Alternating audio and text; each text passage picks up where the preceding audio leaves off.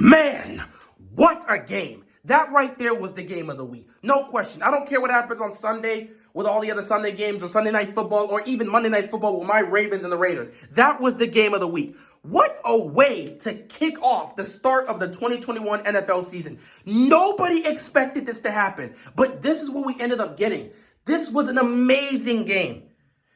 The Tampa Bay Buccaneers managed to get the job done. Tom Brady came up clutch once again, and the Tampa Bay Buccaneers got the 31-29 victory. I want to say this to the Dallas Cowboys. You may have lost, but you earned a lot of people's respect today. Do you know how many of us were sitting back thinking the Cowboys are going to get blown out? So many people thought you guys were going to get blown out, but you guys fought, and you almost won this game.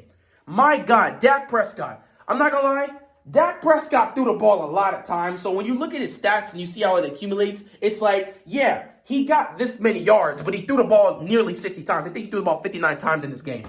But still, I mean, the stat line is impressive. He completed over 70% of his passes, even though most of those were quick passes or screens or checkdowns. But he completed over 70% of his passes for over 400 passing yards, and he had 3 passing touchdowns with a pick. Meanwhile, Brady, 380 passing yards, 4 passing touchdowns, 2 picks. Neither of the interceptions that happened in this game were the quarterback's fault. It just happened to be that way. Brady's first pick happened because Leonard Fournette forgot his hands and he couldn't catch. But he remembered his hands for the rest of the game. For some reason, he just couldn't catch the ball there. But he definitely remembered his name. He remembered his hands this time. Jesus, I was about to say it the wrong way. Yeah. Leonard Fournette remembered his hands throughout the rest of the game. So that's just how that went. He wasn't dropping passes after that one pick. And the second interception for Brady was on a Hail Mary, so I don't really count that. You know what a Hail Mary is about. As for Dak, his one pick, he took a risk. It was a risky throw that he probably shouldn't have made because it was a dangerous throw, but it did hit the hands of CeeDee Lamb. And, you know, it ended up being bad in the air because it hit his hands and it got picked off. So those were the only mistake. That was really the only mistake Dallas made. But other than that, Tampa Bay was very sloppy today with the turnovers. 4 turnovers, the 2 picks, but the 2 fumbles. Godwin almost cost them this game, and he played well. Godwin had a touchdown. Matter of fact, all the receivers really played well. For both teams. Amari Cooper played well. He had I think he had over 100 yards receiving today. He had a touchdown. CeeDee Lamb had 3 drops in this game, but he also balled out. Over 100 yards receiving and a touchdown for him. And then you look at, who else? I believe it was, Gallup. I think it was Cooper, it was Gallup, and it was CeeDee Lamb that all got the touchdowns. So they balled out. The receiving corps balled out. Zeke didn't really do much because, in fact, Zeke or Fournette, neither one of these guys did anything on the ground today. This was not a game that was about running because both defenses were making stops. Dallas's front 7 was not giving up any runs. The Bucs front 7 was not giving up any runs. So that was the type of game that this was. It was all passing here, which is why both Brady and Dak were throwing the ball like 45, 50 plus times. That's just how it was. But yeah, both teams' weapons and their receivers were balling out. As for the Bucs, man, Gronk, I think he had, 57 yards receiving, but he had 2 touchdowns. So Gronk was Gronk. Gronk is still Gronk. He's still doing his thing. He's still a reliable weapon for Brady, and he's still going to be a threat always when he's on the field. Godwin had a touchdown in this game, but he also almost cost them. So good on Godwin. He had the first touchdown of the game, and he was balling, so good for him. But man, if he was trying to go for that second touchdown, ball gets knocked out, and that's how Dallas got that ball, went down the field, scored the field goal, and took the 29-28 lead. So Godwin nearly cost him the game, so that was bad right there. But he still balled out overall.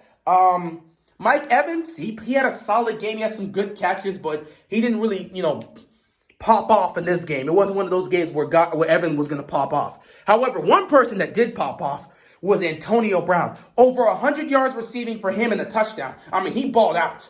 So 4 touchdowns all over the place by 3 receivers. It was great. It was great, man. It was great. Brady was dishing. Dak was dishing. Great throws everywhere. Great plays. This was the game we needed to see. And the fact that this happened on Thursday Night Football is crazy to me because, bro, we know how Thursday Night Football usually is. Thursday Night Football will usually be a situation where it's like, okay, you got 2 trash teams and nobody really cares about the result of this game. Or you get 2 good teams or 2 interesting teams and one of them just blows the other one out. We didn't get that today. It was very competitive. When you look at the first half, man, the first half was good.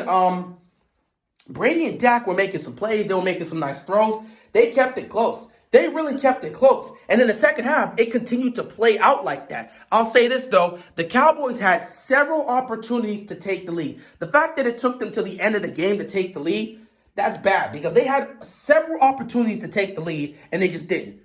Like I said earlier, Tampa Bay was completely sloppy with the football, 4 turnovers, and Dallas capitalized on some of them, but they could have got more points. They really should have scored more. If they would have turned all the turnovers into points, really, if you think about it, well, at least the one interception and then the other 2 fumbles, if they would have turned that into like touchdowns, as well as the other opportunities they had when they were in the red zone, man, they would have blown out the Bucs, but they just didn't capitalize on those opportunities. So, yeah, it's a tough loss. It's definitely a tough loss for Dallas, but they'll be fine. I think Dallas showed us something here. Nobody expected them to be in this game, yet they almost won this. It was crazy, man. Coming down to the wire, you're just thinking to yourself, man, I don't think Dallas could pull this off. But then, you know, what's it called? The Bucs are marching down the field. Clock is running 6 minutes, 5 minutes, 4 minutes. And you're like, all right, here we go. They're about to ice it. Then all of a sudden, Godwin fumbles at the goal line. The Cowboys pick it up. And all of a sudden, everyone's like, yo, Dallas might have a chance to win.